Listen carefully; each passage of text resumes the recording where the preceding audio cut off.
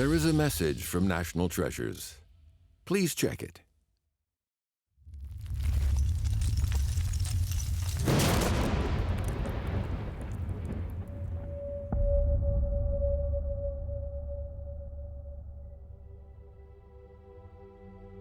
What can you read in these eyes, gazing at us across the gulf of time? What hints do they give us of life in days long, long ago, and of the passions that dwelt in the hearts of the people who lived through them?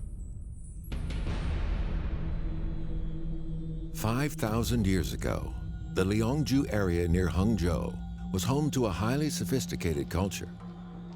Its people lived together in villages, buried their dead, performed rituals, irrigated the land. Above all, they were masters at working jade. Since excavations here began in 1936, the most important discovery has been this: a jade Cong engraved with those piercing, mysterious eyes. Nobody knows for sure what these mysterious things were actually for.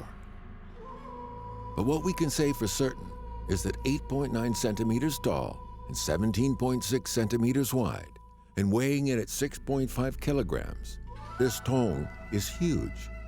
Hence its name, the Jade Cong King. But there's another reason why it deserves this nickname: the pattern engraved upon it.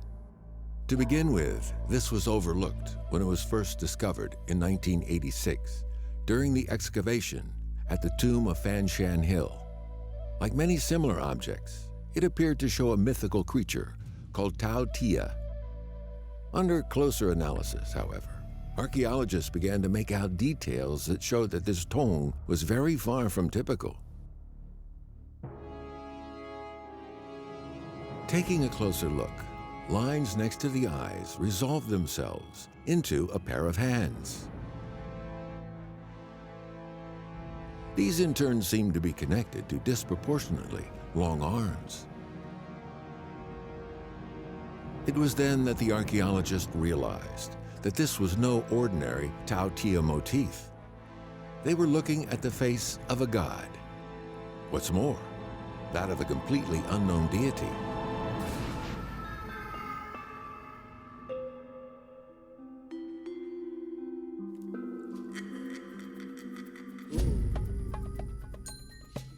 For one thing, its posture was odd. Arms up, elbows bent, the fingers of both hands spread, shrunken head forward. What did it represent? A god riding a mythical creature? Perhaps even the birth of a mythical creature. Were different deities being depicted? Or different facets of the same one? Jade occupies a special place in Chinese culture. The significance of the Liangzhu Jade Cong is that it shows that the connection between jade and ritual and worship began in China's prehistory. Over 40 kinds of jade objects have been found at Liangzhu. So far, only a few objects bearing the image of this god have been found, all of them in the tombs of nobles. Could it be that these high-ranking nobles were actually priests? If so, this could hint at the original purpose of the Jade Cong, that it played a mediating role between the Liangzhu people and their god. It might also be that this Jade Cong also has something to tell us about the intercultural communication in prehistoric China. The crest of radiating lines above the god's head is remarkably similar to motifs found on relics related to an even more ancient culture, the 7,000-year-old Mudu culture.